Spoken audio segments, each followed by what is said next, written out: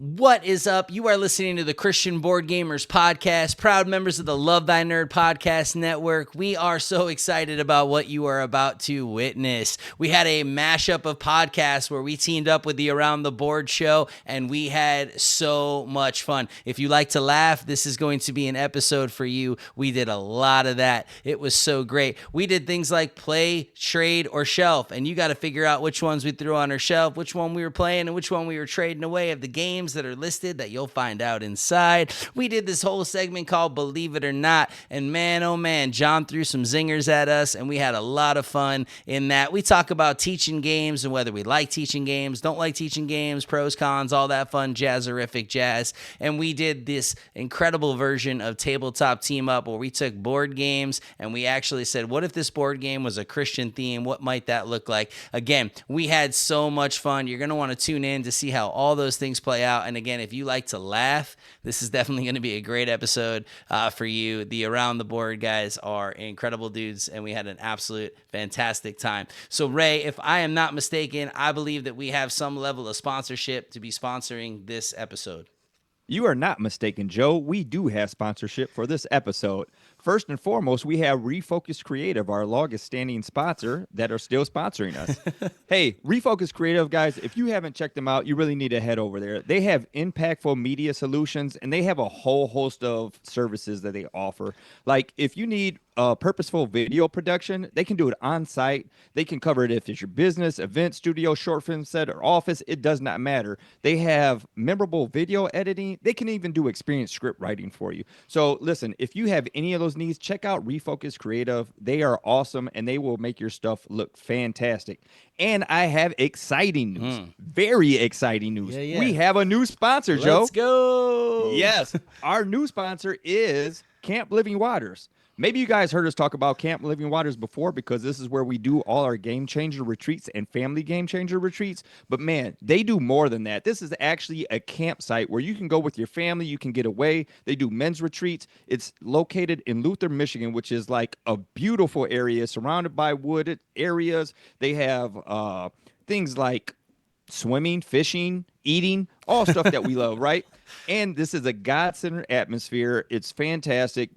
Check out camplivingwaters.org so that you can see all that they offer and get away with your family. Yeah, man. Love it. Ray, that was one of the best reads, man. That was so good. Loved your energy. I'm working, Joe. I loved it. Loved your energy, man. And yes, that is so cool to have a new sponsor with Camp Living Waters. We made it official. Love it. Again, we had so much fun in this episode. We hope you enjoy watching or listening to this episode and all that jazzerific jazz, because I wanted to say jazzerific jazz at least one more time in this. So, Matt, before I say it again, let's cue that music. Let's go.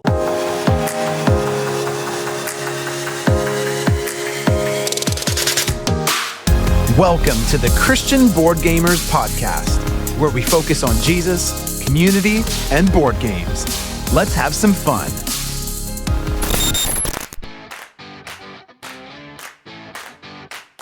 Welcome to episode 58 of Around the Board and episode 3 of season 3 of the Christian Board Gamers Podcast, recorded on March 1st, 2025. This is a show where 4 board game enthusiasts discuss board games and board game topics. We begin today's show with everybody's favorite play, shelf, trade.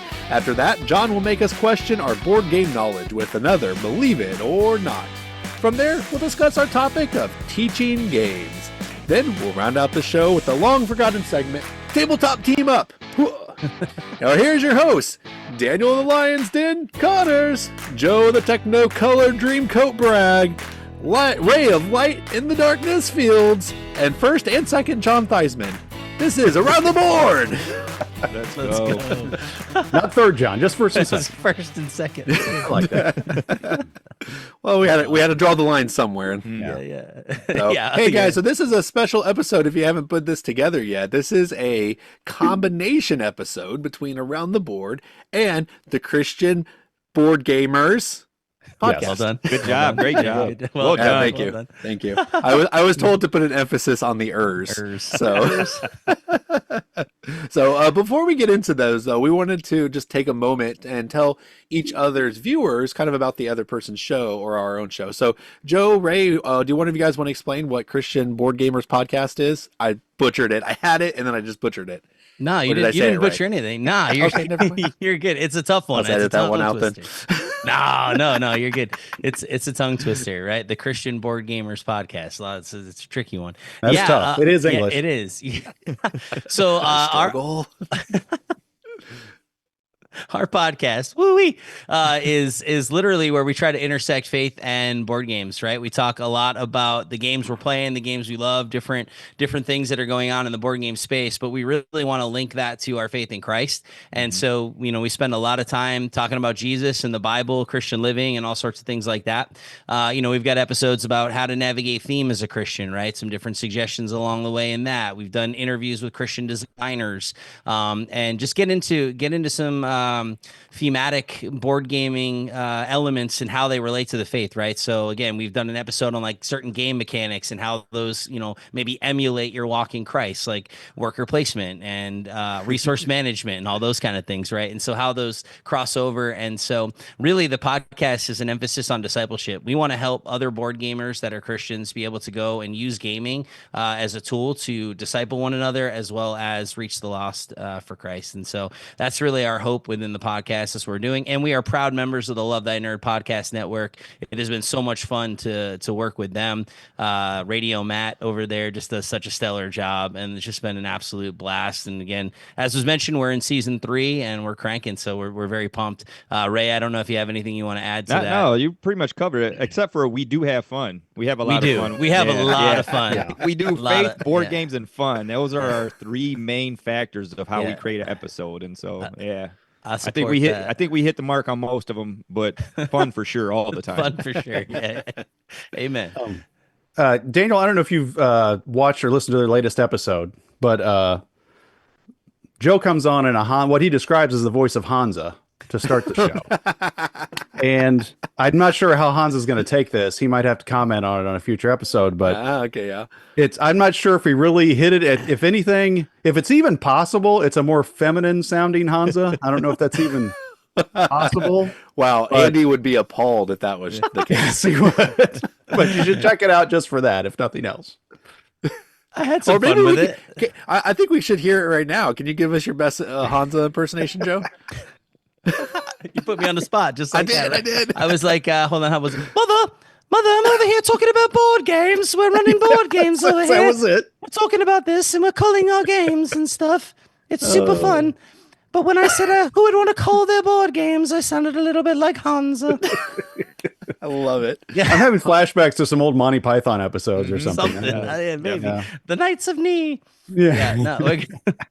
Well, that's awesome. So we'll see what Hans has to say about that later in the show. He likes to appear kind of in the second half. But before we get too much into the game, we'll talk about Around the Board real quick. We have a lot of new viewers ourselves recently. And then, of course, if you're listening to this through the Christian Board Gamers podcast.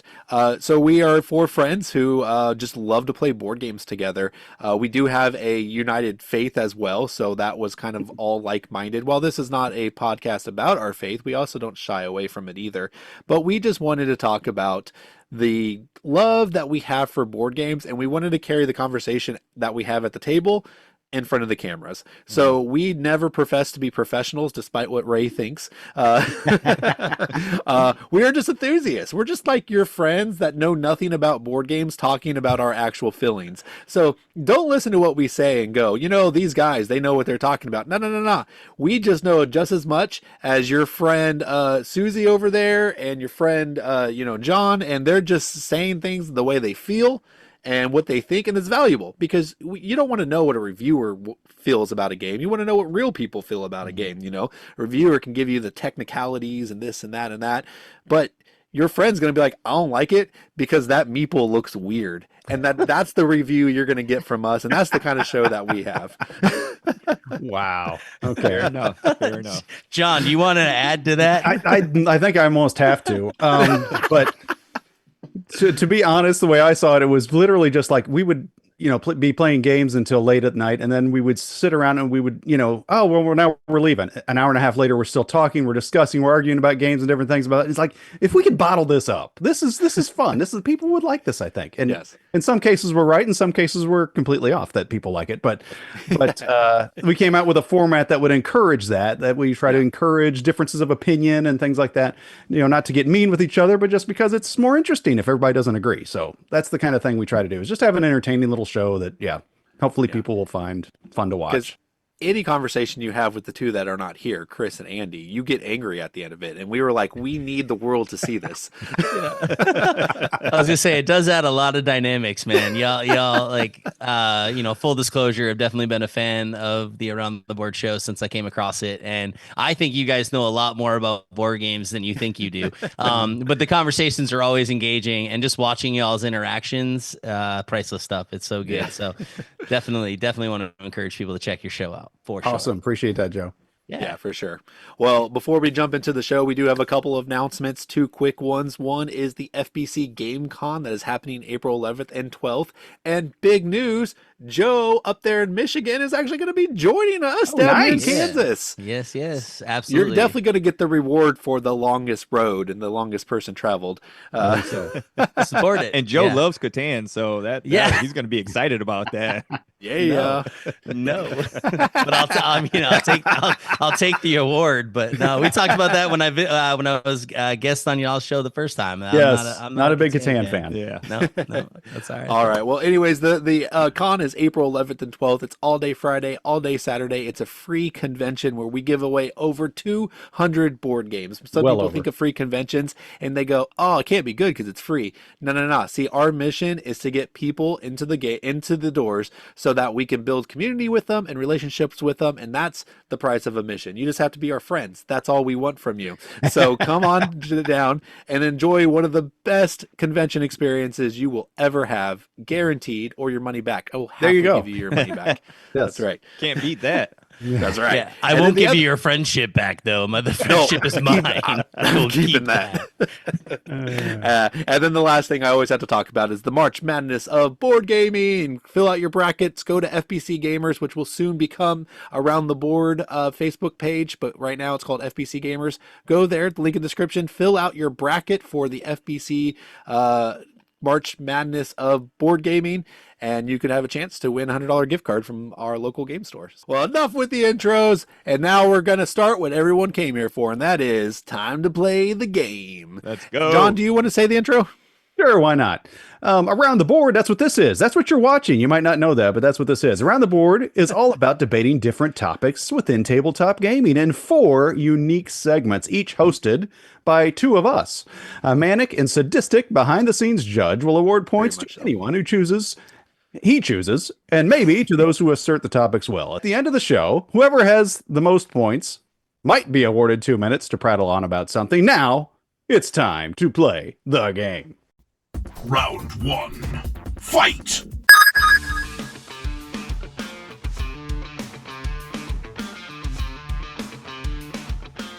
All right. We're gonna do this, guys. Our first segment is the fan favorites, Play, Shelf, Trade. In this segment, we talk about 3 games, and we have to judge these 3 games in the context of those 3 games. And today, because we have the Christian Board Game Podcasters, we're going to talk about 3 Christian games that have been out there in the wild who have gotten pretty wide praise. So first one is going to be Ezra and Nehemiah from Garfield Games. This is a worker placement game in the lines of Paladins of the West Kingdom and Raiders of the North Seas. But this is just another one in those incredible games where you are using worker placement to rebuild the wall of Jerusalem after the exile from Israel that the Israelites had to go through. And then you're making sacrifices to the temple, you're reestablishing the what is it called? The Torah. Yeah, there you go. And you're doing all those things. And then Jerusalem is actually a game where it is the Last Supper, and your goal is to be adjacent to Jesus when the final picture happens. And so I don't know if it's the final picture or not, but I always think about that game as like you're all vying to be next to Jesus so that someone can take a picture of you. It's picture perfect Jesus version. That's right. That's pretty much what it is. But again, you got a worker placement game where your goal is to just keep moving through the table and kind of get to the prime position. And then we have the Flood. The Flood is actually, I don't know much about this game. I know that it is it's a Catan-like game, I believe. Actually, does anybody know this one better than me? I mean, yeah. So you're looking at a Catan-like game. You're trying to build the arc. You're going through different phases. You have different weather. The seas are rising, so tiles are starting to go away. So resources become a little bit more limited. And ultimately, you're trying to construct your arc, and before the flood runs out. And there's a whole point system in that. And there's also different modules that come in. Like they have the beast module, and so you have different beasts and different animals that'll help you do different things along the way. And so, yeah, I mean, we'll talk a little bit more, I guess, as we go through our play shelf trade. Yeah. But yeah. Thanks for the save there, Joe. I was like, I'm going to fake this, and I was like, I'm Way to going to investigate those games. It's also by Bedouin Games, and so yeah, it's their first effort there. Yeah, a beautiful production. I haven't played it myself, but it definitely looks beautiful. But enough of the quick summary. So let's get into what we actually want to do. So I am going to say my shelf is going to be Ezra and Nehemiah. I got to play this game, and it is fantastic. I'm not even a Garfield sycophant like some people are out there. I've enjoyed Raiders of the North Sea, like the first time I played it when it first came out. Hadn't played much of his games since then because they just never really spoke to me, but this one spoke to me at a different level, and it was fantastic. Everything you're doing is impactful. It's a meaty, like 3-hour long game, right up my alley. I love this game. My play is a toss-up. Like, I really do want to play the Flood, and I want to play Jerusalem, but this time I'm going to go with Jerusalem just because it's actually on my shelf. I purchased the game when it first came out, and I just haven't played it yet. It's been like a year now, and I still need to get it played. Also, I think the theme is just really unique, and I love that they really thought outside the box with this theme as well. And then the Flood, I guess, just because of the context of this, it will be my trade, though I would be happy to play this game at any time, but because it does get compared to like Catan-like, I'm kind of like, well, that doesn't really get me like fired up, but I'm sure when people describe games as like this game, they're usually way off, so I'm not going to give it too much weight, but in this segment of 3, I'm going to weigh it a little heavier than I normally would. So there you go. Those are my play shelf trades. So that is your play shelf trades. And for once we don't match, and I love it when we don't match. Yeah. So there we go. So my play is going to be the Ezra and Nehemiah. So it's the same designer as Raiders of the North Sea. Is that what you said? Yeah. Okay. So I played Raiders of Scythia. I own Raiders of Scythia. It's a great game. I love that game. So yeah. Everything about that game sounds good, except for Daniel thinks I might not like it. So it's not going to be because it's so long. It's going to be my play, and we'll see. It's going to be my play when I have a long time to play a game. So there you go. That's definitely my play. My shelf is on my shelf, and that's Jerusalem. It's gotten several plays since I've had it, and it's not just sitting around the table getting a picture taken. There's a lot more to it, and it's a little bit light. I don't even know if it's really deck building because it's more like action hand management kind of thing. Because you use the cards, when you use the cards, you lose them. And so, you lose all the powered up cards. Like you're tempted to get all these powered up cards. But one of the things that you can do in the game is like listen to all the parables, and the parables are only in your original deck. So if you're powering up with these other cards, those are coming out less often. So you're not going to be able to get all the parables. I figured this out last time I played it. I'm like, why am I not getting parables? Because I keep getting these other cards and they're too powerful. I want to use them, but they don't let me hear parables. So interesting choices you have to make in that game. It's really cool. So Jerusalem, still on my shelf, going to stay on my shelf. And yeah, the Flood, no offense to the people that made the Flood, because I understand making a competitive game because Christian games so often are co-op games, but I don't see how you make a Flood game that's not co-op, because I have a hard time getting immersed in the theme that Noah and his 3 brothers were all competing. Your family's going down, buddy. You are going down. There's probably some take that in it too. That'd be great. No, I'm seeking it right out from under you. I hope it's ready. giraffes. Sorry, you don't get them. I'm sorry. Thematically, I'm having a hard time with it. It might be a good game. Yeah. But just on that alone, I'm breaking out the old saying we had before. I'm trading it like yesterday's Judas. It's going to be gone. Oh, wow.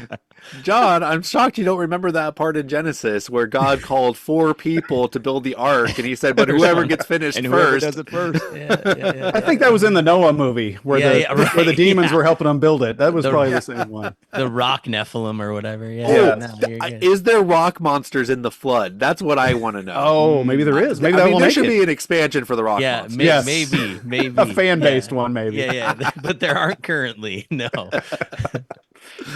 All right, Ray, I'm interested to hear yours. What you All got? right, let's get to it. You guys are going to hear my board game expertise right here. Yes. Put my knowledge out here. So my play is actually going to be the Flood. So I did a little review of the game. I thought it looked great. I thought the artwork was amazing. Yes. The way that they used resources that was biblically inspired was great. I like the minis. I'm a sucker for good minis. The art looked cool, how it came together for me. You got like the miniatures of their gargantuans or your whatever your B-star that are working, and you can upgrade them. It seemed like it had some really good mechanics to it for me, and I thought it'd be something fun to play. Also, I thought it was interesting that if you didn't get done in the time, built your arc in the time frame, if nobody did, everybody loses. So it's kind of like it makes sense. So yeah, if Noah and his brothers all didn't build the ark, everybody's losing no matter what. So it doesn't matter. God's right? done with everybody. The end of humanity. Yeah, you know what? There And is something no else, remnant. so they have the mercy cards in there that I thought was really cool. So you have your sin cards and your mercy cards. And when you have the sin, you get closer to the flood, but there's also place for God's mercy in there as you draw the mercy card. So I like that. I thought that was cool. My shelf is going to be Ezra and Nehemiah because I have actually played that game. It was great. Wow, this timer goes fast. Holy smokes. I got to speed it up. You're fine. You're fine. You Let's can get go over over it. just like John. Don't worry about it. I never look at it. Ezra and Nehemiah was a great game. Fantastic. A lot of strategy. I like the way that they brought in the pieces to build the wall were also pieces that you use for so many different things. The Levitical priests that are going to making the sacrifices. It's true to the biblical narrative. Awesome game. Had a lot of fun. One that I would get to the table a lot. So I'm going to keep that on my shelf. And then my trade is actually going to be Jerusalem or Jerusalem. Basically because I keep hearing a lot of people say Jerusalem. I don't like the soft J. So I'm going to throw it away. That pronunciation kind of bothers me. Plus, I feel like, paying to try to get close to Jesus doesn't really go in line with the biblical narrative. Like Jesus went to the people that were poor. He didn't make people pay for him like a superstar. So there's my fair. trade. I mean, Judas paid a lot for it. Just gotta say. True. But you see what happened to him. Okay? Yeah, That's it what didn't go happened well. to him. That's awesome. You just inspired me. Got to play Jesus Christ Superstar next time I play this. Oh gosh. Oh, wow. Oh, man. All right, Joe, what do you got? I just want to lead out with the fact that Ray, literally is watch, I don't have any bird game expertise, and then was the most detailed description. Yes. Super thorough, real good. Right? Yeah. All right, now the timer is moving quick, and I'm wasting mine. All right, so here's the deal.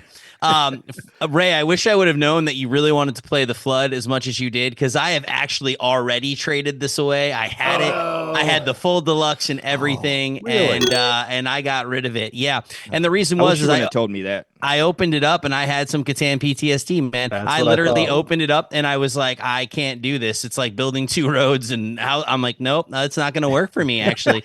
And honestly, I had backed the Kickstarter. Like when it first came out, it looked intriguing, and then the game didn't actually get to tables for quite a while because the pandemic and other things. And so by the time I got it, I was like, yeah, I'm already off this. And so I traded it. And Ray, I wish I would have known. We could have played it. That's okay.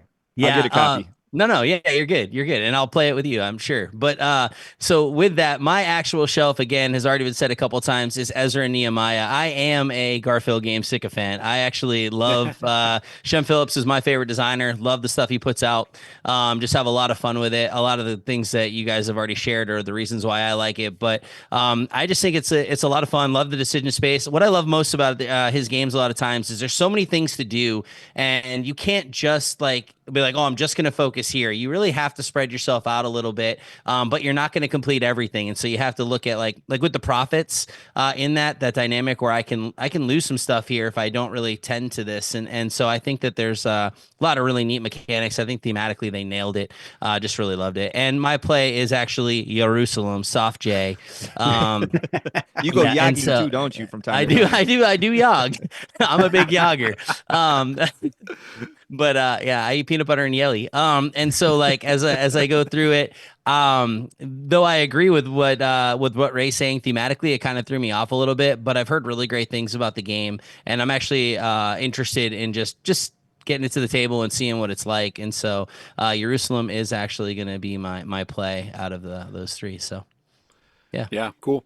Well, I did want to mention, I forgot what I say about this Ezra and Nehemiah. I do want to have one criticism towards the game. sure. And that is, I It's was beige. expecting it's beige. That's right. No, it's fine. Very I'm pretty sure beige. there was a lot of beige in rebuilding Israel. It's very thematic that way. Yeah. No, I expected them to be building the wall with a hammer in one hand and the sword in the other. There's no fighting mechanism. I'm like, yeah. Yeah. But I'm also torn on it because I don't think I would have liked a fighting mechanism. But for the theme's sake, I wanted to see it. It would have been a lot to have to put some level of fighting in Oh, there. I mean, gosh. there's already so much you're doing, and like I couldn't even think about how you would add that just based on what you have to do. I mean, you'd have to change the game foundationally. I think in a lot of ways. Well, Now, you know, that's on if the you want designer, fighting, not you have to us. play the flood. Right. If you want the fighting, play the flood. All right. Well, there you go, guys. Which one is your play shelf trade? And let us know in the comments below. And remember to like and subscribe. Round 2. Fight! Board game, believe it or not. Believe it or not segment. In this segment, I come up with some games. I've got 7 of them appropriately today that some of them are real, some of them are fake, some of them I made up. We're going to read a title, a year it came out, a brief description, and then these guys are all going to say whether they believe it or not. If I fool 2 of them, I get a point, but if they get it right, they get a point right out of the gate. It doesn't matter to them if anybody else gets it right. So I usually don't get very many points. We talk about a lot of fun games and have some laughs, hopefully. But the way we'll do this is just we'll just start to my as you see. Hold on, John. I'll let I you- do have to wait, say you're something. Right. You're right. Let me say. This is probably what you're going to say. Today, they're all Christian theme games. Is that what you're going to say? No, I wasn't. I was Oh, going to okay. say that the first game of Believe It or Not is how you introduce this every time. Award winning. Is that a truth or a lie? We'll let you guys decide that one. Do you believe it or not? But in all seriousness, we got the guys on from Christian Board Gamers, and we're going to have Christian themed games that have come out through time. And so we'll see if I found any outside of these people's realm of influence. So we'll see. We'll probably start with Ray over here. Ray, if you want to pick a number between 1 and 7. I'm going to go straight out to 7. That's right. God's Why number. not? Straight out to 7. Let's complete this thing. All right. How about this one, Ray? Goliath the Giant from 1978. In this exciting game, you and your friends take on the role of David as he faces off against his Philistine enemy. Goliath stands almost 2 feet tall and includes a helmet, shield, and spear. After setting up Goliath, players take turns flipping plastic stones at him from various distances. The player to finish him off finds favor with Israel and wins the game. What do you think, big guy? Did Goliath gonna the Giant say come out that- in 1978? I'm going to say that is real because I want to play it. I want to throw some stones at Goliath, man. Please tell me that's a real game. That's how this always. He can't tell you yet. Okay. Yeah. Well, at some point, right? Yes, Ray believes it because he wants to. It sounds similar to what Joe did on our last time when he played Believe It or Not, but for Yeah, different reasons. Did But- not go well. But Joe, what do you think, buddy? Goliath the Giant. Are you a believe or a no believe? So I'm trying to think of like the miniatures game in 1978, right? Like this 2 foot tall Goliath miniature coming in a game. It's like, yeah, I don't know that that's something that they were doing then, but I don't know, man. I mean, I had like the, Gray Skull and all these other things. It's possible. A dexterity man, there's a part of me like Ray, like I want to believe that's real, but I am gonna say it is fake. It is false. I do not Joe believe is it. a no believe. So we got a believe and a no believe, and it's all up to Daniel. He's usually trying to just do whatever he can to keep me from getting a point. So Daniel, what do you say? Yeah, that's the whole point of this. And I'm going to say that I think you looked at the description of Attack on Titan, that game where there's a giant 3-foot Titan, and you actually play by going up and fighting the Titan. And I think you just rethemed it, which is alluding to the segment that we're going to do here soon, and to just Goliath. So I'm going to say that you're a filthy liar. No, so you're a no believe. Well, you're completely wrong, Daniel. What? Well, I did not base this on that. I was gonna say, hold on. However, Goliath the Giant is a game I made up, but you're wrong. I was thinking more of like Angry Birds games where you set something up and you knock it down. I thought that'd be a good idea. Have a big Goliath and you're. If you said that was real, bro, I'd have stopped this show right now and hopped on Amazon and found that, dude, like instantly. Somebody needs to make it now. Yeah, that's right. They do. Buy. They do. My favorite detail of that one, John, though, was that you and your friends played David. Yes. It's like you just play one person. Is that any worse than 4 people playing Noah? Oh no, it's not. It's just fun. We are all David. I got That's right. Well, no, I almost just went into a joke. I was like, well, if you ask Stephen Furtick, I mean, we are all David. Never mind that.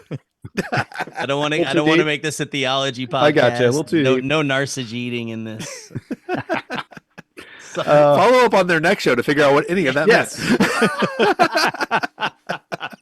meant. Joe, what do you got for me, buddy?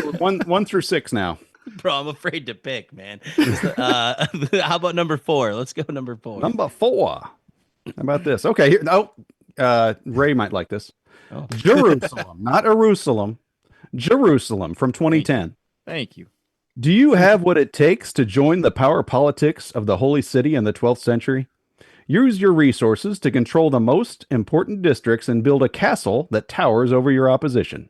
You will be employing worker placement, bidding, and drafting mechanics to prove yourself the most capable baron and take your rightful place as ruler of Jerusalem.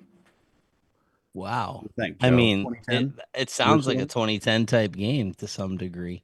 Man, I'm going to say that I'm going to hesitantly say that I don't believe this, but I think this is a ringer. So I'm probably wrong, but I'm going to say I don't believe that is an actual game. Joe is a hesitant not believe. Daniel, what do you say, buddy? I'm going to believe it, and I'm also going to assume that's why they called it Jerusalem. They're like, hey, there's already a game out like that. No. Ours is Jerusalem. Oh, okay. We got it. I gotcha. Daniel using a little gamer psychology on us here. Okay. Coming up with a good reason. So we got a believe and a no believe once again with the first 2. And now, Ray, what do you say, buddy? All right. I'm going to ride Daniel's coattails here. I'm going to say that this truly is a game. I like his reasoning in that. And I think that this sounds something very feasible. This sounds like something that would have been made in the 2010s. Okay, well, believe it or not, Jerusalem did come out in 2010. It is a real game. And yeah, you're building these big castles. I guess the end of the game, it's whoever has the biggest castle at the end, and that shows how powerful you are. But yeah, pretty cool. Hold on, who's building castles in like they're just like, hey, let's go build some castles. Like, is that a thing? Where did this come from? I don't know. It came from game designers. I don't know. It feels like a really interesting mechanic for Jerusalem. It makes it sound not real. That's why I picked I was just saying, you're not building temples, you're building castles. You're like what? Yeah. Hey, fun fact. Actually, I probably shouldn't have searched it. I might have quit looking things up, Daniel. Never mind. Continue. Gosh. Now he's going to find all the other games on my list. I know. All right, Daniel, you big jerk. Okay, if it's the one I happen to look at, I'll say next. That doesn't help. Okay. Brief aside. You sound like my mom when we would play Balderdash. If you guys have ever played Balderdash, where you have a word, you turn in, fake things of what it could be. Yeah. And she's the one reading up. Oh, this is a good one. Like, what? Like, I didn't say whose it was. Well, now we know it's not the right one. Yeah. Anyway, just an aside. That's free of charge. Okay.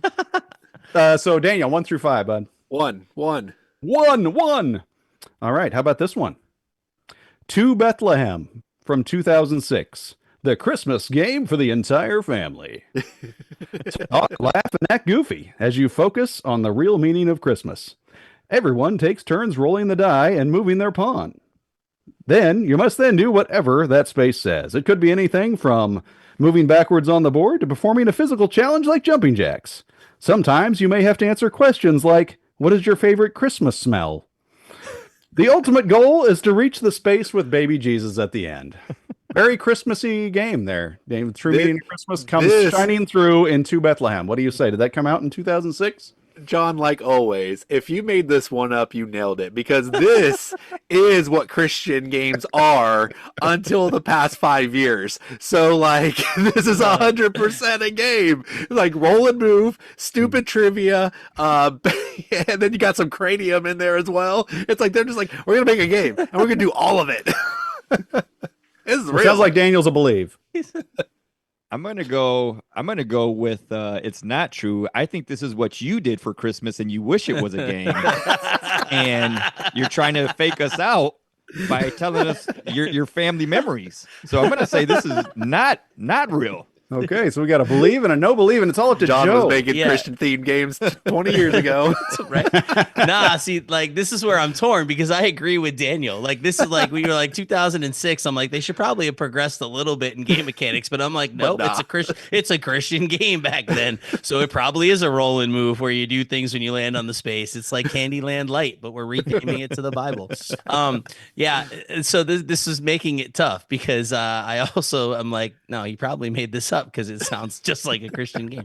To Bethlehem, I will say I'm gonna go with believe here. I'm gonna think that this is an actual game, just because it sounds like Daniel said you did a really good job if you made it up, because this would be what I would think of when I would think of a Christian game in 2006. It's real. Well, believe it or not, To Bethlehem did come out in 2006. Let's go. It almost sounds more like a Festivus theme than a Christmas theme. Yeah, a little bit. Get your feats of strength and all that in there, but seriously, like, the game designer was sitting down going, hey, we got to put some jumping jacks in here. Like, that's Christmassy. That's right. I'll be honest, man, I ain't doing no jumping jacks on Christmas. Who's doing that? Like, Crazy. hey, you got to do a handstand. It says here in the card, if you don't do that for 30 seconds, we lose. So let's build some castles in Jerusalem. What? I don't even understand this. oh, I don't know if any of us do. Okay. Have we already done 3? We've done 3. Wow. Okay. We probably have time for one more. Sure. Ray, what do you think? 1 through, are we down to 1 through 4 then?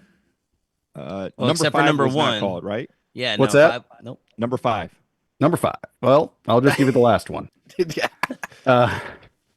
Portals and Prophets from 2018.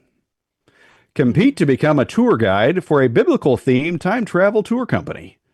The year is 2200, and you are on the short list. You and the other finalists will be sent back in time to prove you're the best candidate to lead time-traveling expeditions.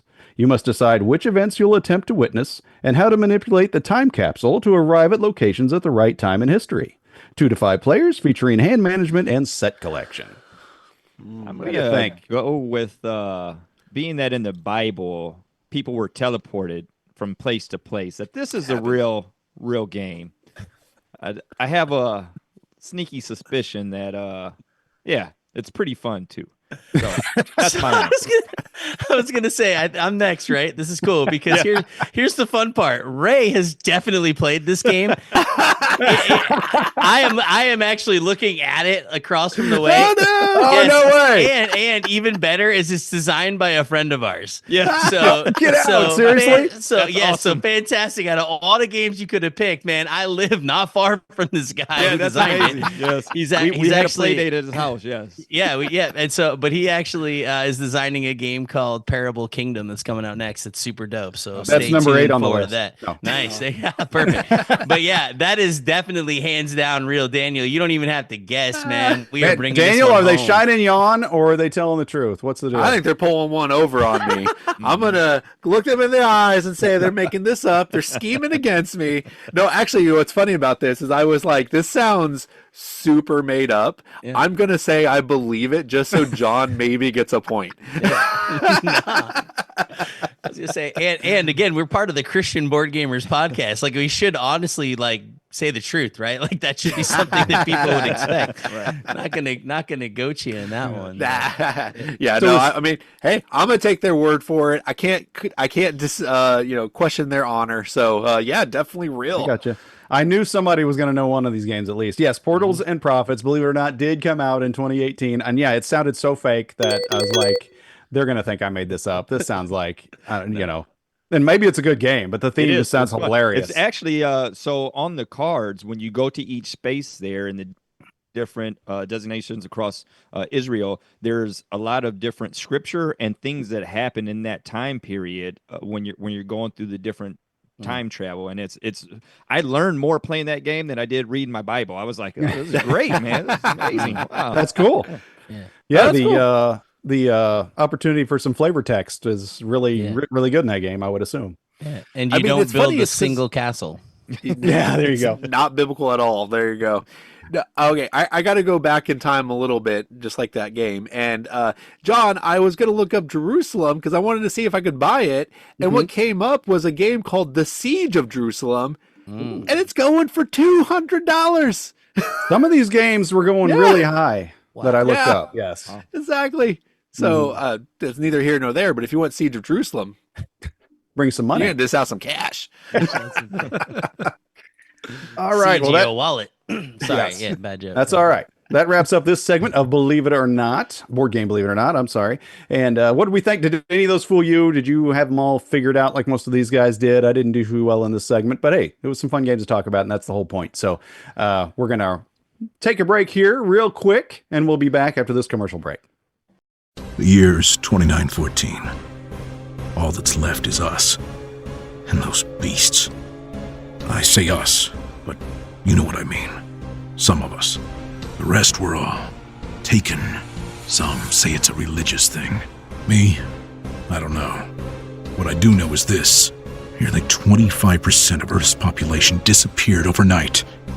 And if that's not creepy enough, soon after a plague of sorts descended on us. Raptors. Thousands of them started appearing everywhere. Now, they hunt us day and night. Some call it God's judgment. Others call it Raptor Rapture!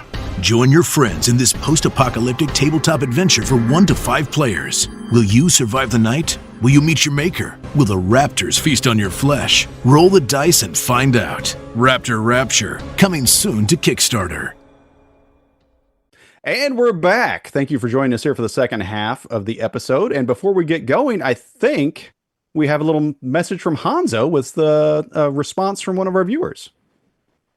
Oh, well, hello there, Ray and Joe. I am so happy to meet you, Joe. I heard that you did an impersonation of me, and it was quite flattering. Sounded just like me. I don't know if flattering would be the word. I'll say in Joe's honor, it was similar, not quite the same, but he did pay homage to you for during our episode. What? I don't think you say Amish. Paid Amish, not Jewish. Hey, He paid Amish. he paid the Amish to you. for three Over here, Ship Shawana with the cartons Amish. of eggs and some Sourdough bread. raw milk. Yes. Oh. Anyway, do you have something for us, Hanzo? You're just wasting our time. Well, you know what they say, imitation is the greatest form of flattery, so I'm very flattered. But yes, I do have a great comment. Recently, John and Daniel did their top 50 games of all time, and we have a comment from their 1 to 10 video. Nice. This is from My Oh Man 1977. They say, "Dear Around the Board, if I would recommend a game for John based on his top 10, I would go to 4,700 to 4,800 ranking games on Board Game Geek and close my eyes and point to one." So it is a common thing on this show to say we have no idea why John likes the games that he likes, and you need to watch his top 10 video. If you think you watch top 10 videos and be like, "Oh, these are the games everybody has," or "These are games I've heard of," not John. He's Not gonna on my blow your list. mind. Yeah. This man likes some of the bizarre, like, what? That next to that? Okay, John, whatever you say. Hey, you go down to 4,500. That's where the hidden gold is in the Board Game Geek library. I just love that someone else picked up on it. It's wonderful. We saw that comment and we shared it everywhere with all of our friends, and everyone was like, "Yeah, sounds about right." Well, it's always good because, John, you always have this caveat of like, maybe you haven't heard of this game. Some people might have, some people haven't. Like, you don't need that caveat. Most people already know they're not going to have any idea what you're talking about. Like, what is he? Nope, no idea. Oh, good point. Good point. Yeah. Hey, it keeps it fresh. You can't know what John's thinking, so tune in to find out. And still not know. Yes. Correct. All right, Meanwhile, let's what's get back Daniel into thinking? it. What? Meanwhile, what's Daniel thinking? I'm thinking we should start round 3. That's what I thought. Round 3. Fight!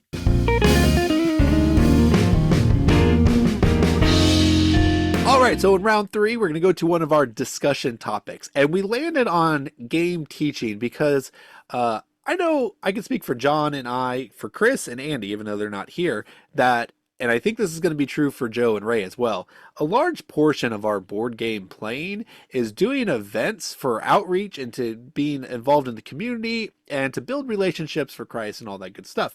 So our takes on teaching games might be a little bit different because we do it with a different mindset.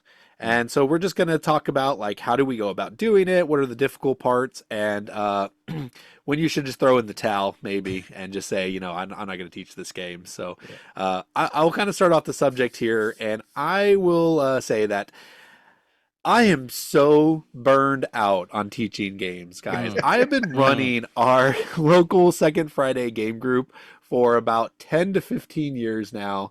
And it has been one of my things is like no person will ever walk into those doors and feel like they got ignored or that nobody would play a game with them. So because of that, like I am always popping around teaching this game and teaching that game. So obviously I want to teach like lighter games when I do that stuff.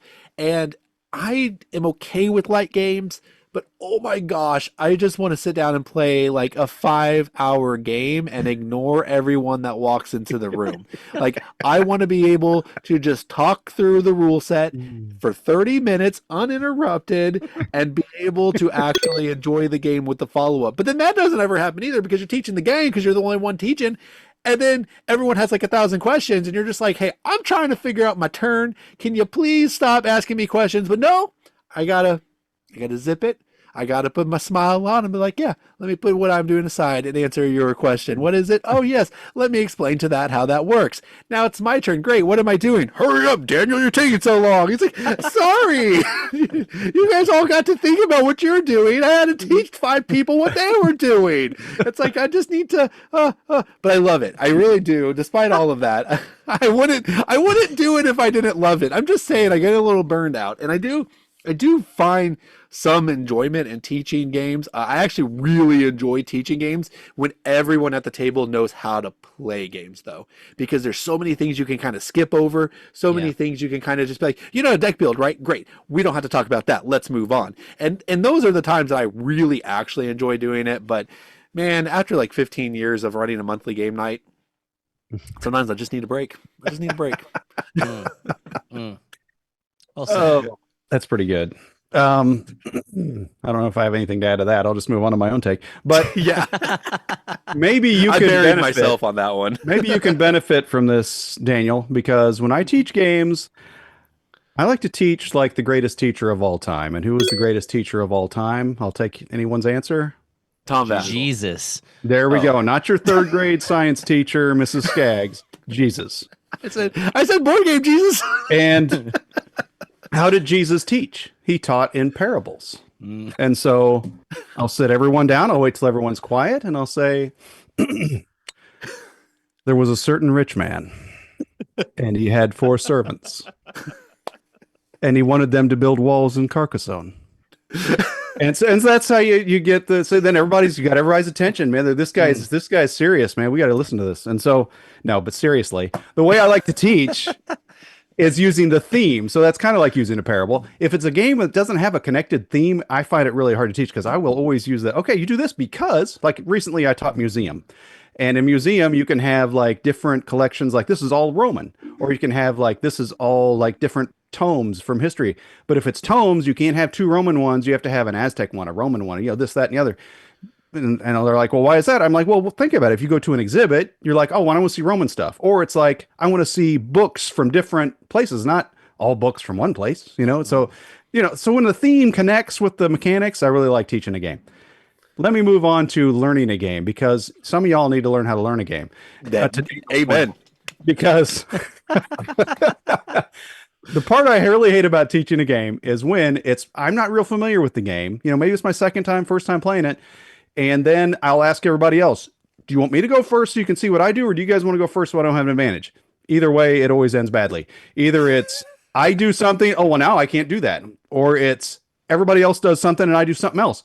Is that what we were supposed to do? Why didn't you tell us? I'm like, I don't know if that's what you're supposed to do. I've hardly played this game.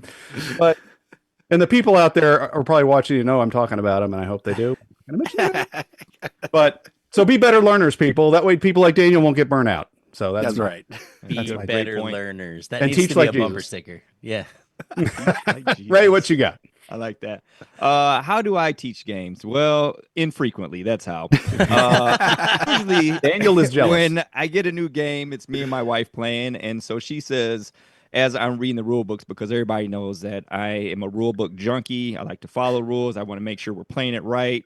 I don't want to cheat at all. And my wife just says, let's just play and figure it out. So I just listen to her, because happy wife, happy life. So There you go. but most of the time, the games that I teach are not very heavy, not big games. Those games I learned from Joe, and I try to be a good learner. So Joe, hopefully I have been a good learner. We'll see about that. But I usually take the party games and go with my group of friends, and then I'll teach them there. Like Mantis, easy card game that we have for a party game, Chameleon, those games. And I try to be the most enthusiastic about the game. I want to have the most fun while teaching the game, so other people have fun as well. And if I'm in a play session and there are other people, I want other people to come play with me because I'm having that much fun. So I might just get crazy loud, even though I'm teaching the game. So that's how I do it. And when I should teach something else is probably when I don't know the game. That's probably when I should teach something else. There you go. Fair I like love that it, Ray. idea I about love being it. loud. That would help a lot if I was louder.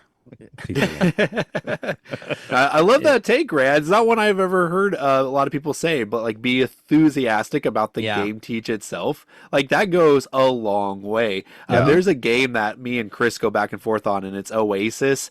It's just a bland, gross looking game by Alan Moon. And I'm playing this game like it is like the most enjoyable thing that anybody's experienced ever.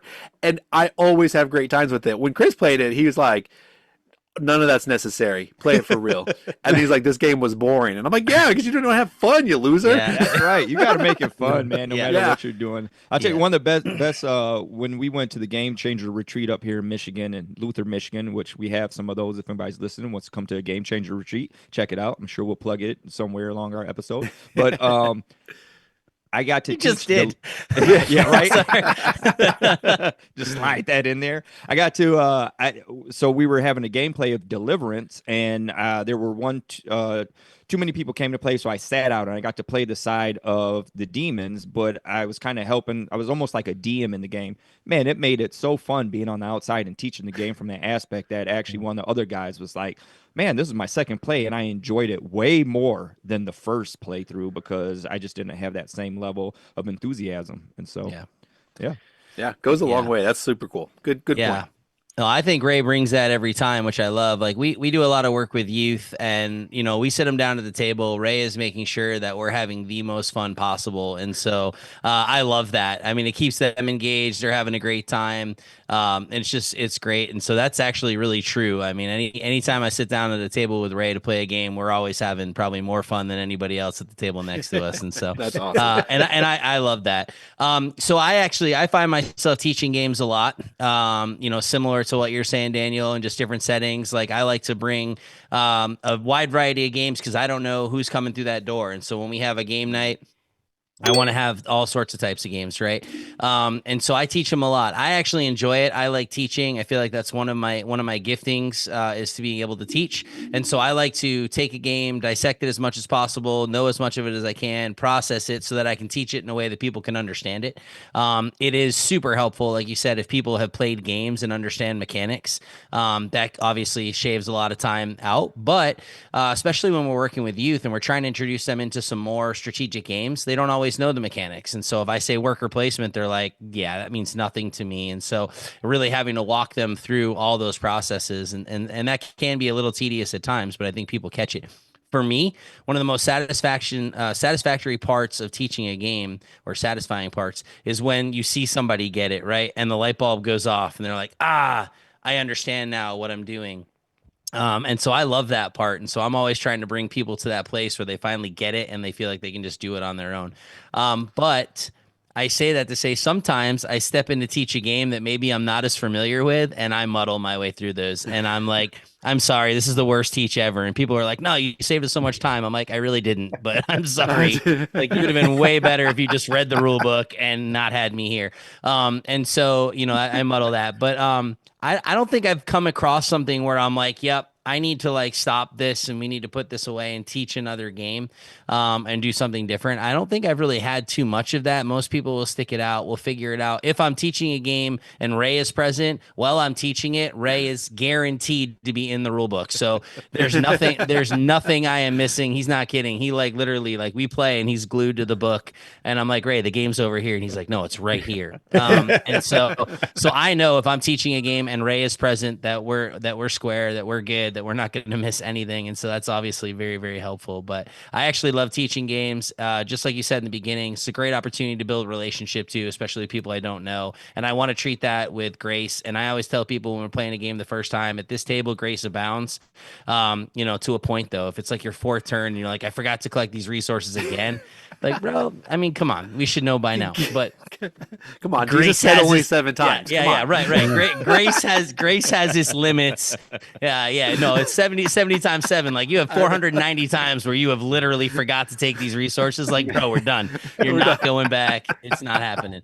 But yeah, so outside of that, man, grace abounds. I want to learn. I want people to have a great experience at the table. That's my primary goal in that, and glorify Jesus in the process. Teaching games, I love the fact to do it, just like you, Joe. I actually do enjoy it a lot, and I love to do it in the church setting as well. I think it's kind of rewarding, but hey, we all need a break sometimes. And I know that there's gonna be some people out there being like, Daniel, I offer to teach all the time, and it's like, I know, but I am in this specific role, and I'm gonna be this person. Even if I'm like, I need a break every now and then, it's fine. I can keep doing it. So very kind of you. Yeah. But yeah, let us know. What do you guys think about teaching? What do you guys want to, do you like teaching games? Are you like the one that's like, I guess I'll have to, or are you like Andy, who won't teach a game at all and is like, I'm going to teach a game. And after an hour, someone rips the rule book from him and goes, I'll just learn it. And he's like, okay, thanks. That's awesome. So I love that we can make fun of Andy and Chris even when awesome. they're not here. All right. Well, thanks, guys, and like and subscribe. Round 4, fight!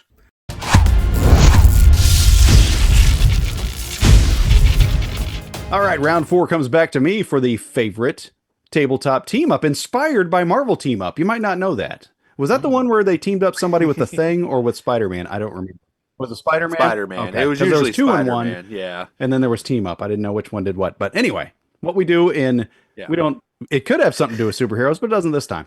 In Tabletop Team Up, usually does. You either take 2 games, team them up together to make 1 game, or you can take a theme that's not in a game, but you wish it was, and you put that theme in. So what we're doing today, we got the Christian theme with the Christian board gamers on the show. And so we're going to take a game, insert a Christian theme into it, and then see how it comes out. See how it works. Is that really something that would be a good game to play? And so also, before we get going, let's do a little update of the scores. Joe is sitting on top with 11. Daniel and Ray are tied with 10. Nice. And I'm trailing with 8 because Board Game, believe it or not, really tore me up today. Nobody could. These guys make are too good. excuses. But okay, we'll go ahead and start with mine then on the Tabletop Team Up. And I took a game that I really like, and that game is Pursuit of Happiness. The Pursuit of Happiness. A really good game where you're playing your life.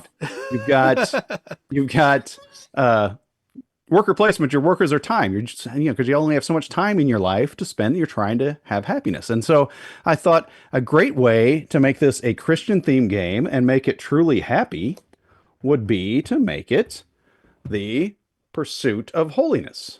And so in the Pursuit of Holiness, you can still have like short-term happiness and long-term happiness like there is in the game, but like the short-term happiness might be from things that are a little questionable that you're doing, but it might give you an advantage. But then you could go work on it. You do group events just like you do in this, where you're like, I'm going to start this missionary service or something. And then other guys like, oh, I went on that too. And then you guys all get, long-term happiness from the things that you do that you should be doing. I thought I think it'd just be a good port over.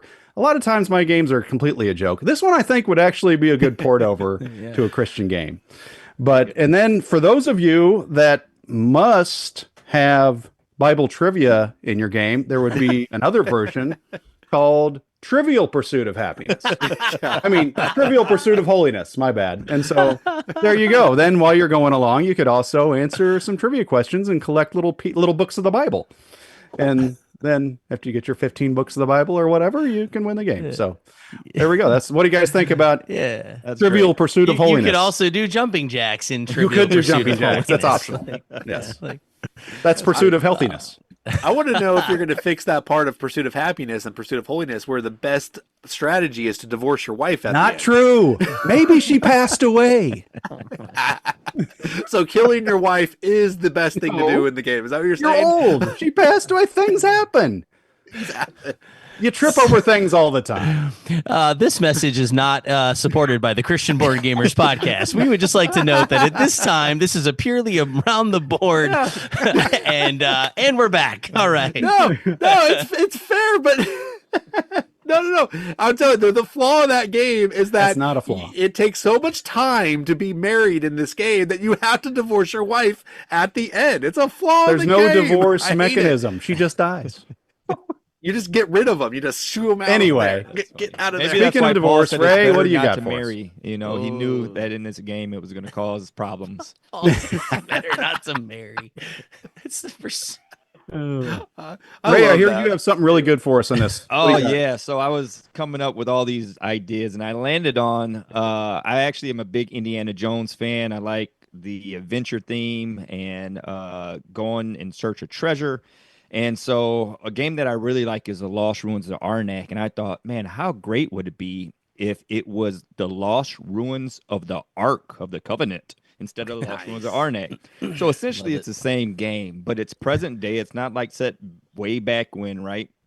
And you are whoever you are, and you are in search of going for the Ark. Like you have a lead and you're like, I know where the Ark of the Covenant is.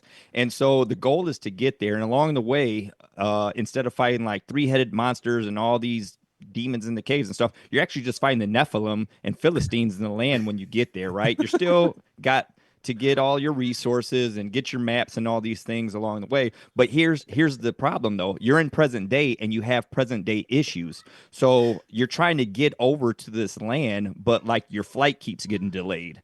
And so like you can't get out of the airport, or there's nobody to watch your kids. And so you have to find a babysitter. So like it's you really know where the Ark is and you really want to get there, but you're just having all these troubles. Like you have to do support raising and financial issues because you got to sell your house so that you can get over there and be on mission to get the Ark for the next 3 months. So I think this is a game I would like to play. Hopefully everybody else would like to play it as well. So. I was going to say, I stepped into a support raising role, and now, so this is my life now. Yeah. I have no. I was going to say, that felt very personal, Ray. Like, do you know where the Ark of the Covenant is right now? Blink twice if you do. I'm gonna. I don't know. I thought it was very light on the adventure, very heavy on the home management aspects of this game. I don't know. It's Yes. Hey, it runs like the parable though, right? Like if you found a treasure, you're gonna go ahead and you're gonna sell your field and come back and get it. Yeah. That's lots there. Lots there.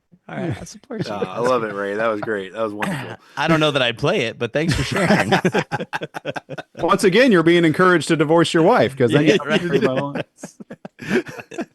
And yet again, another message not brought to you by the Christian Board Gamers podcast. All right, Joe, what was your idea? You're the game designer here, so you Yeah, got to yeah, blow yeah. us away. Oh, here we go. Yes. High Well, expectations. They should be high. Yeah. No, what's crazy about this, man, is I wish I had brought like really cool visual aids like John, who's got stickers and like literally like amped this out. Although you can see the game I'm referencing right here. Oh, okay. Yeah. So I'm going to go with Anachrony, the Eschaton. So I actually took the game Anachrony, which if you know anything about it, it's about a cataclysmic event that's happening on a planet. And you've got these exosuits and you're going out into this world, try to collect resources. It's a worker placement game, resource management game.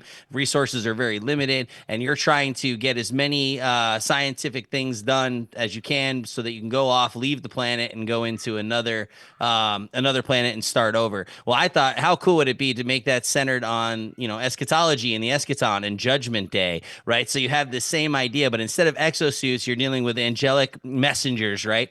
And you're going out into the world and you're growing in your faith, and so the resources are representing faith and wisdom, and you're actually going out and also trying to win souls for Christ, right? Like the end's coming. And so Anachrony has a time loop kind of mechanism where you can time travel and you can borrow resources from yourself. But instead of time travel, I was like, hey, it'd be super dope if we had some prophetic vision so you can actually see out ahead, and that would actually prepare you. And so you kind of have some blessings that come along with that, right? So you go in and you're using this prophetic vision, you see something, you're like, wow, now I know. And it actually sets you up for more success in that. And the whole point is that there's eventually going to be time that runs out. Like Jesus' consummate return will come. That triggers the end of the game, and for an end game scoring, really, you're that's the only part about this I couldn't quite land on, like how to figure out end game scoring. But I came up with this idea that the final scoring, right? I wrote this down so I didn't mess this up. The final scoring represents how well players prepared their communities and themselves for the return of Christ. Players are not determining eternal destinies, but rather seeing the impact of their faithfulness in light of biblical teaching. How that plays out on a score track or anything like that, zero idea, no clue. But I thought it would be a super fun thing to play. And so that's Anachrony, the Eschaton. Nice. Yeah. Boom. Hammered love down. Two reactions real quick. I think I need to learn some Greek and Hebrew to play this game because it sounds pretty deep. It just means, the end, right? Oh, I understand now. Eschatology. Yeah. You're good. Oh, we all You're know. good. Yeah. No, Yeah. but, we totally knew that. I definitely did. but I didn't know Anachrony had time travel and all that. in it. Yes, So, yes. so is it kind of like in Bill and Ted's where you're just like, Bill, don't forget to leave some resources right here. And Right. Cool, dude. Actually, as a matter of fact, you do play as Bill and Ted. Nice. Okay, I gotta get this. Yeah, it's actually, I love the game. It's one of my favorite worker placement games. That I've played. It's super fun. The time travel really is you're just borrowing resources from your future self, but if you don't pay it back, it creates time paradoxes which mess up your player board, and so you lose points and can't necessarily complete certain things, and so it can be costly to not repay those resources back in the game, and it's a time track that the board kind of flips over in some ways to indicate that, hey, the end is coming. So it's pretty cool. It's a lot of fun. It's a great game. This is now I'm in our 80s show. I think I should have done Bill and Ted's Excellent Anachrony. That would have been pretty good. That would have been so good. So good. Daniel, what do you got, buddy? All right. Well, it's funny because I was like so focused on not like doubling up with anybody. I kind of forgot like how to be a little humorous with it. That's So, all right. Randy forgot to my- give us points this whole segment. So No, he's gonna pick the best. I think he's gonna pick the best at the end. Oh, okay. So what's gonna happen? So what I picked was something that was kind of like bland. But it's gonna work. And To that is- Bethlehem. It is Bethlehem, exactly. No, I'm going to call it, it's essentially a retheming of Coimbra, and I would just call it simply Babylon. And what it would be is you are playing as Daniel, Radshak, Meshach, and Abednego, and your goal is to go up on the education tracks, but through the different cultures. Because if you're familiar with the book of Daniel, the Israelites were captive by Babylon and they were taken into captivity. And the smartest of the smart, wow, he just got up and left. He just That's got up how- and left in the middle of it. He's like, I am so not into Oh, what you're saying, yeah. bro. Deuces. That was amazing. Continue. Find my Yeah, brain. okay, thank you. Love it. You're already losing me. Nah, I deserved it. No, but like I said, it was boring. I will admit, but it's gonna work because it's about Coimbra is about raising your ranks in the education and the universities, because Coimbra is named after a Portuguese cities that has universities in it, blah, blah, blah, whatever. So you would be learning the different tracks of the different religions in the area. And then there's a part of the board where you have to maneuver around because you're doing research. But in this game, it would be the vision board. It's you're traveling around to different leaders and to the different noble houses, interpreting their dreams for them. So okay, so yeah, this is boring. Okay, so my other one... Throw the sign back up, John. We need to That's right. throw it back You would up. have to call that one, instead of Babylon, you would have to call it Yabalon, because there's already a Babylon. So you have to put a soft J at the front. So that way everybody knows it's different. This is Yabalon. Yabalon. So I like it. Well, I have another quick one. Okay, just real quick. Okay. Oh my This one, gosh, here we go. No. Okay, no. I Only went one that of them route because- count. No, that's fine. But last time I did Dude, Where's My Car? Dead of Winter, okay, at Crossroad Games. And I was like, I don't want to do another like Secret Trader and deduction game, but I actually thought of another one, but it was too close to my last one. And that is, I don't know what to call it yet. You can help me work it out, but it's Battlestar Galactica, but it would be Judges of Israel. And what it is you are all trying to take over the land of the Canaanites, but some of you judges are horrible and you're actually traitors. And you're going around, you're taking land, and then when you make the jumps, it's like the jump through time, and like you've won and you're ready to rest. But then, of course, a new judge come along, and he sucks at his job, so things get bad again. So that's those. What else you got? Yeah, I was gonna say. Hold on, I thought that was the funny one. Wait, what is that? Yeah, Ray. This is where it's perfect. It's Yudges. Like now it's Yudges. Yudges of Israel. Yeah, Yes, the soft J again. Yeah, I didn't go Of get the my deep boring space. sign earlier, as I was like, we got Ray and Joe on. I'm not going to need my boring sign. And then, sure enough, towards the end, I need my. I warned you it was going to be boring, John. I told you ahead of time, so that's on you for forgetting wasn't your sign. So good. We've got the end of this- our behind the scene judge is going to let us know who wins this thing. And so, third place. So we're going to start with third place. Randy, who gets the third place 1 This point? is my only hope. If it's not me, In third place, Joe. And it was Joe. Joe got third All place. right. Wow, man, I Man, spent I'm surprised he hours didn't on win at all. this. I spent hours. I mean, I'm literally gonna Gosh. make this game. Nah, it's cool. It's all right. you guys better be careful because I'm coming up on the rear. All Let's do right, this. Randy, who got second place? Second place, Ray. Ray got second place. What? Whoa. Daniel's going to get first place. I'm feeling really good about this now. I'm gonna tell you what Wow. though, if Daniel gets first place, I'm about to represent table flipping Jesus on this show, man. Like we gonna have a different. I don't know. I feel that way Yeah. about John. John's was fine. It was funny, but I think Ray and Joe brought it. But that's okay. I'm not the judge. Randy, The you judge- got number one. I'm sorry, the judge is Randy. Randy, who is the first place winner? First place is John. Yeah, no, I support this. This is I'm good with this. This is a good ending. I'm Yes. supporting this. I like it. As long as Daniel's third, I'm happy, I guess. I That's feel fine. robbed. My Coimbra idea was great. It would have worked. It could have happened. Wow, okay. Well, Said no one but you. yeah. Sorry. Thanks to that last game, I catapulted up clever. into second place here. I'm at Yeah. 11 points. But our winners are Joe and Ray. How about that? They pulled off Hey, the we tie. And so we'll probably give each of them a minute here at the end to say whatever they want. So who wants to go first? I'll start out. Okay. Ray's confident. I'm excited Doing about it. this. Yeah. I don't know what I really have to talk about for 1 minute, but I will say that I think that this was great. This space that you guys are doing for the board games, because I am a sports enthusiast and I do watch around the horn. What you guys are doing is awesome for board games, and I love your show. I love your energy, and I just appreciate you guys partnering with us and bringing us on. This has been a blast. Yeah. And you guys do have a lot of knowledge of board games. You see how many board games I got behind me over here? Yeah, I think you guys, like Joe said, you know a little bit more than you lead on. Okay, so yeah, I'm gonna leave it with that. But this has been awesome. Thank you for this opportunity. No, thanks for coming on, man. Yeah, no, Ray, you were great. I know you were him hawing a little bit, being a little afraid, but you knocked it out of the park, dude. You Yes, did a definitely. great job. We loved having you on. Now, Joe, on the other hand, just kidding. I was gonna say, Ray, you literally that was only 20 seconds of talking. So yeah, no, you're good. That's all I had.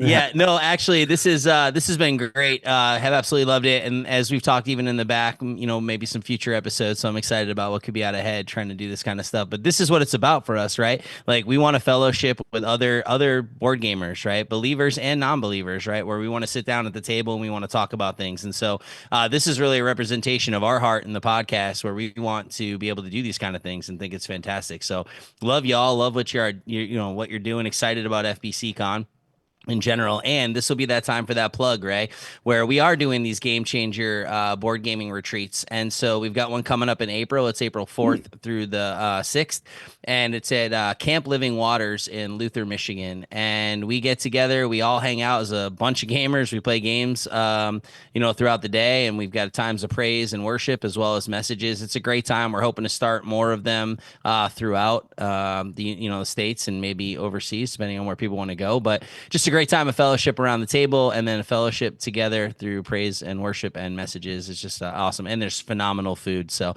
if you want to learn more, if you want to learn more about any of these game-changing board gamers retreats, you can contact us at christianboardgamers@gmail.com, or hit us up on any of the socials. It's always just at Christian Board Gamers. And if you're not in the Facebook group, in the Christian Board Gamers Facebook group, you should get there. So just look for the Christian Board Gamers Facebook group, and you'll find it there. So that's my time. I'm coming in on it. So all right, Daniel, All right, what guys. else? Anything today? No, we don't got anything else today, so we're just gonna take it on out of here. So thank you guys all for your wonderful viewers out there. Remember to tap and like those subscribe buttons. Also, join our Facebook group Around the Board, or FBC Gamers, and like and subscribe our YouTube channel. You can send us a mail at you can send us email to mail@aroundtheboard.net, or you can reach out to us on X or anything like that. So until next time, we're gonna see you around the board. I didn't bring anything to show off this time. no, it's good. My Coimbra idea was great. You guys are haters, and it Whatever. was wonderful. It was beautiful. Everyone who was talking about it, it was a wonderful thing. It was a We'll wonderful see you in the thing. comments. It was amazing. Please leave comments if you liked it.